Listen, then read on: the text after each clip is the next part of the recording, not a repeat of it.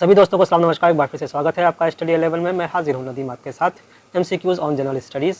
और आज फिर साइंस का एक चैप्टर, साइंस सीरीज चल रहा है सर। साइंस सीरीज़ का आज फिर एक चैप्टर जो लाइट है, और लाइट क्लास 8 के लिए हम आपके साथ शेयर कर रहे हैं। जी हाँ, 10 क्वेश्चन होंगे और 10 क्वेश्चन के आंसर्स और फिर एक्सप्लेनेशन जहाँ जहाँ पर ज़रूरत के मुताबिक। तो आइए पहला क्वेश्चन शेयर करते हैं। Lateral inversion can be seen in. Lateral inversion, पहले तो हम ये देखें कि लेटरल इन्वर्जन है क्या चीज़। यानी कि जैसे मान लेते हैं कि ये कोई मिरर है। जी हाँ, ये कोई मिरर है और हम मिरर के सामने बी लिखे तो पीछे तरफ हमको बी कैसे दिखाई पड़ेगा, ऐसे दिखाई पड़ेगा। ये यानी कि इधर अगर दाहिने हाथ को हम दिखाते हैं तो इधर हम बाएं दिखेगा। जी हाँ, तो ये इसी को हम कहते हैं लेटरल इन्वर्जन। इस घटना को ही कहते हैं हम लोग लेटरल इन्वर्जन। ये किस तरह के मिरर में दिखता है। चलिए तो आइए हम ऑप्शन की ओर। Plane mirror, concave mirror, convex mirror, all of the above. आपके समय अब शुरू होता है।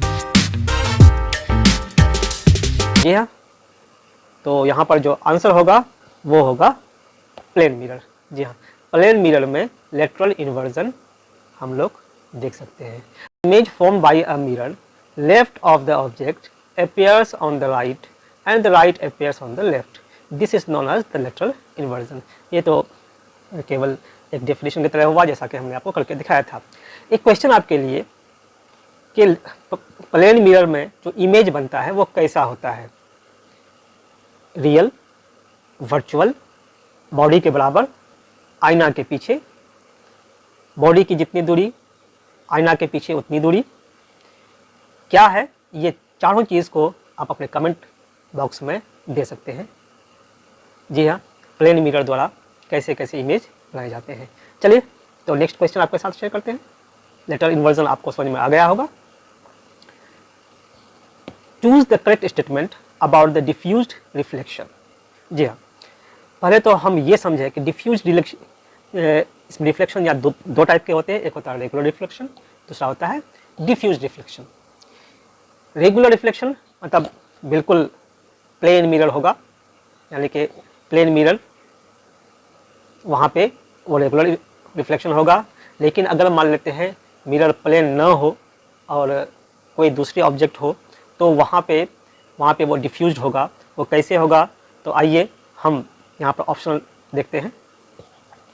It is due to the failure of the laws of reflection. It is caused by the irregularities in the reflecting surface. Both, none of the above.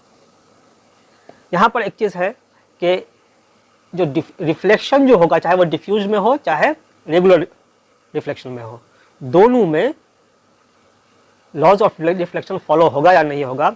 ये पहला option जो है वो आप कह सकते हैं कि ये सही है कि गलत है। चलिए तो आइए हम देखते हैं आपका यहाँ पे ऑप्शन सोचने का समय।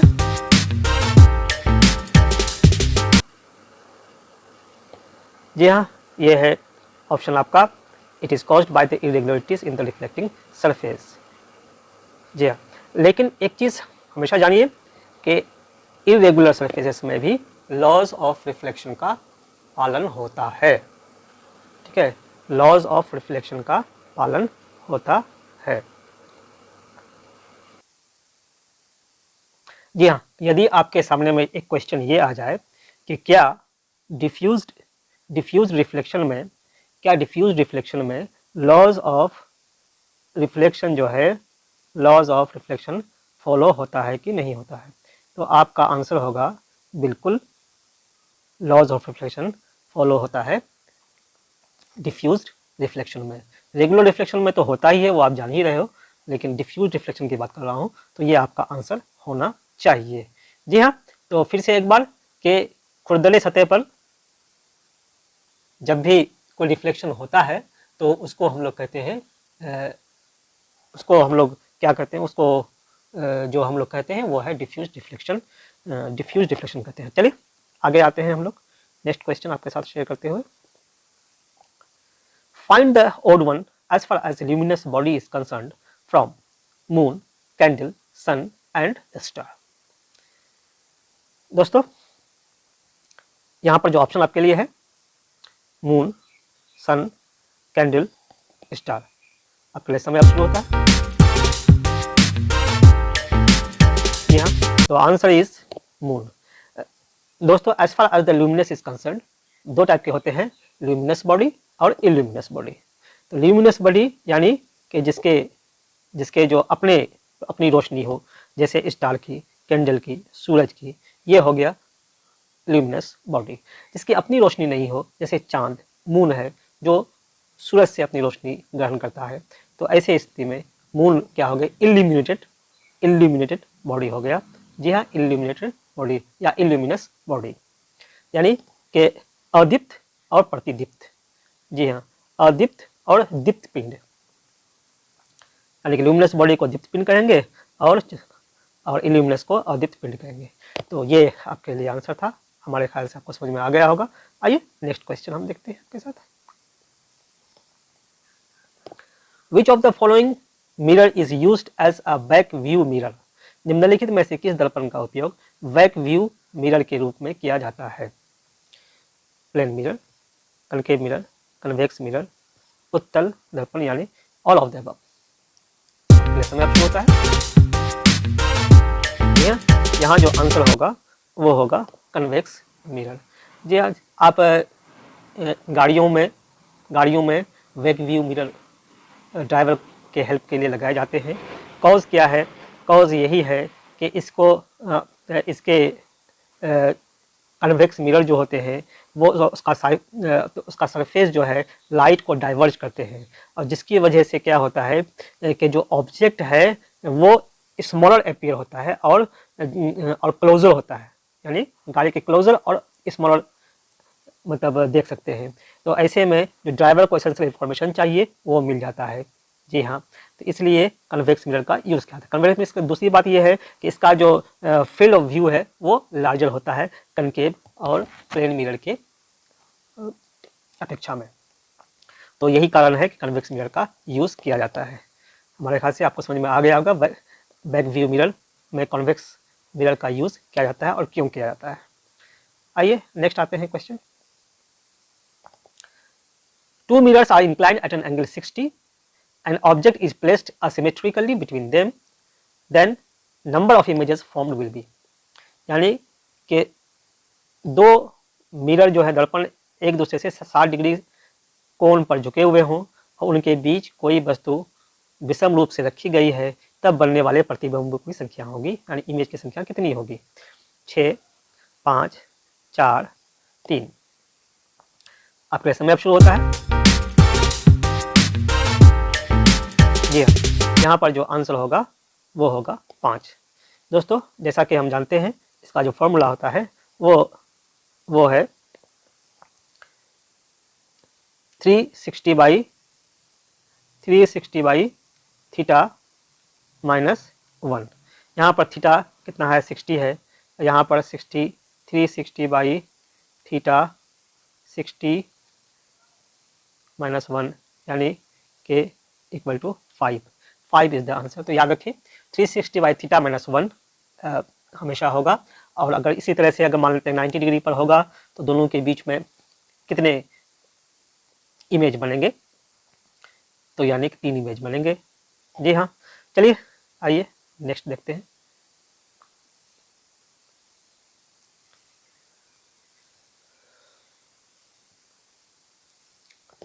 Splitting of light into its colours is known as, light को उनके रंगों में विभक्त होना कहलाता है deviation, dispersion, diffraction, all of the above.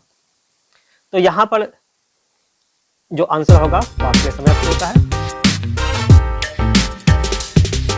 जी हाँ, the answer is dispersion. Dispersion is the answer.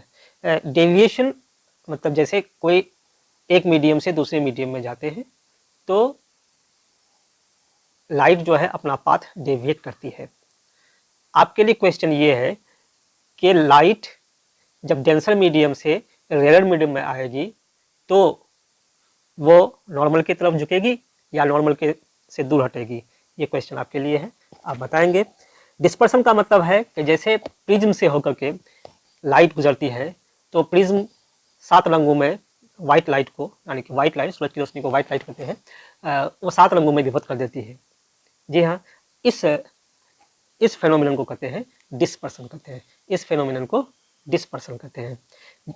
और जहाँ तक डिफ्लेक्शन का सवाल है, डिफ्लेक्शन के केस में हम ये देख रहे हैं कि एक वेव दूसरे वेव पर इंटरफेयर कर जाता है, तो ऐसी स्थिति में उसको डिफ्लेक्शन कहते हैं। चलिए, तो यहाँ पर जो आंसर होगा वो डिस्पर्सन होगा। हमारे ख्याल से डिस्पर्सन समझ में आ गया। हाँ, एक क्वेश्चन जरूर कि डिस्पर्सन में सबसे अधिक जो 7 रंग में विभक्त होती है व्हाइट लाइट, सबसे अधिक वेलोसिटी किसकी होती है और सबसे कम वेलोसिटी किसकी होती है। इसी तरह से सबसे अधिक वेवलेंथ किस कलर का होता है और सबसे कम वेवलेंथ किस कलर का होता है। तो आप ये बताएंगे। और स्पेक्ट्रम जो प्राप्त होता है उस स्पेक्ट्रम का नाम क्या है। चलिए, तो आइए नेक्स्ट क्वेश्चन आपके साथ हम शेयर करते हैं। Why a book can be seen from all the corners of the room, यानी कि रूम के सभी कॉर्नर से हम बुक को देख पाते हैं।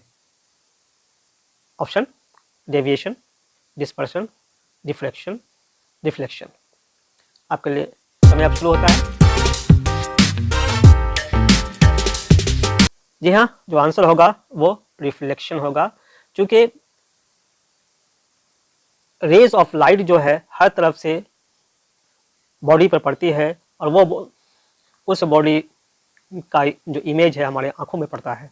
जी हाँ, इसी कारण से हमें दिखाई पड़ती है वो ऑब्जेक्ट या बुक जो कि बीच में कहीं पर रखी हुई हो या कहीं भी रखी हुई हो।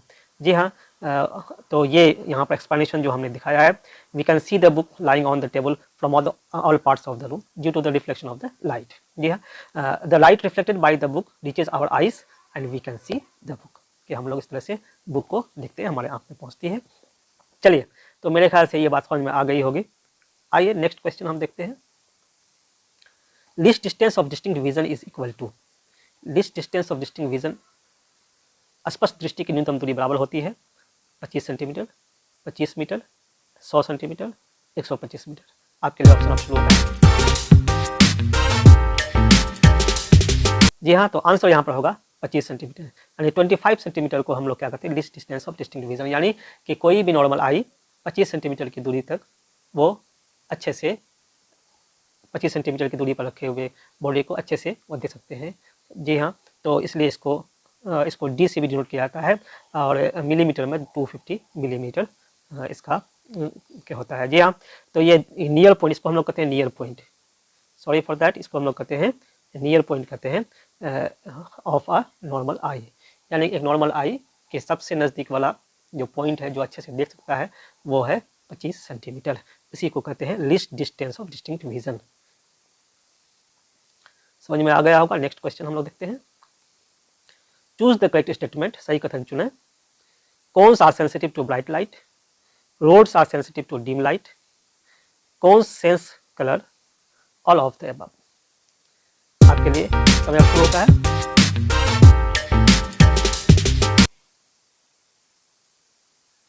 जी हाँ, जो आंसर होगा और तो आइए कोन्स और रोड्स जो है इसके बारे में थोड़ा सा हम लोग जान लें, कोन्स और रोड्स के बारे में, तब और भी आपको एक्सप्लेन करने में, आपको समझने में आसानी हो जाएगी। ये जो दोनों जो कोन्स और रोड्स हैं, ये आँख के लिए हमारा फोटो रिसेप्टर होते हैं। जी हाँ, फोटो रिसेप्टर कहते हैं इसको हम लोग अपने ह्यूमन आई के रेटिना में। जी हाँ, रेटिना, रोड्स और कोन्स होते हैं, ये 3 चीज़ें हमारे ह्यूमन आई में होती हैं। रोड्स जो है रिस्पॉन्सिबल होता है vision at low light, vision at low light यानी कि मंद प्रकाश में। जी हाँ, मंद प्रकाश में इसको देखने में रोड्स मदद करती है। और कोन्स जो है मदद करती है हाई लाइट लेवल्स, यानी कि ब्राइट लाइट में मदद करती है देखने के लिए। जी हाँ, आर कैपेबल ऑफ, और जो कि कलर विजन, जी हाँ, सेंस कलर यहाँ पर जो कहते हैं cones sense colour and colour vision को भी देखने में ये होती है, मददगार होती है। जी हाँ, और इस तरह से ये हमको बिल्कुल सही ढंग से responsible for the high special acuity भी होती है। यहाँ पे ये कोन्स के बारे में हमारा कंसेप्ट है। तो इसी तरह से कोन्स एंड रोड्स के बारे में आपको क्लियर हो गया होगा कंसेप्ट। तो अगर समझ में आ गया हो तो ठीक है, अगर ना आया हो तो आप कमेंट सेक्शन में कर सकते हैं, फिर से मैं इसको आपको एक्सप्लेन कर सकता हूँ बाद में। जी हाँ, बट हमारे ख्याल से यहाँ पे समझ में आ गया होगा। समझ में आ गया हो तो हम आगे बढ़े। The persistence of vision of normal human I is, सामान्य मानव आंखों की दृष्टि की दृढ़ता है 1/16, 1/24, 1/10, 1/25। आपके लिए समय शुरू होता है। यहाँ आंसर 1/16, 1/16 यानी कि एक सेकंड के 16वें भाग तक कोई भी बॉडी को हम अगर देखते हैं तो वो आँख के रेटिना में उसकी सेंसिटिविटी, उसका सेंस जो है बरकरार रहता है। तो इस फेनोमेनन को कहते हैं परसिस्टेंस ऑफ विजन। यहाँ persistence of vision, discontinuance of the sensation of the eye is called the persistence of vision. जी हाँ, तो और यही कारण है कि जब रील घुमाया जाता है फिल्मों में तो वो हमें दिखता है कि बिल्कुल वो दौड़ता हुआ है या फिर वो बिल्कुल वीडियो के रूप में दिखाई पड़ता है। रील यानी कि जिसको हम लोग कहते हैं स्टिल पिक्चर्स। स्टिल पिक्चर्स को अगर घुमाया जाए 1/16 के रेट में तो हम लोगों को देखा जाएगा कि वो फोटो जो है यानी कि व्यक्ति फोटो में जो है वो चल रहा है या दौड़ रहा है, जो भी है, इस तरह का हम लोग देख सकते हैं। चलिए, तो ये persistence of vision of normal human आई हो गई। That's all my friends. आपको पसंद आए तो लाइक शेयर और कमेंट कीजिए, साथ ही सब्सक्राइब भी। जी हाँ दोस्तों, जो भी हमने पूछे हैं क्वेश्चन इसके दौरान वो हमें कमेंट सेक्शन में दें ताकि हमें भी अच्छा लगे। जय हिंद।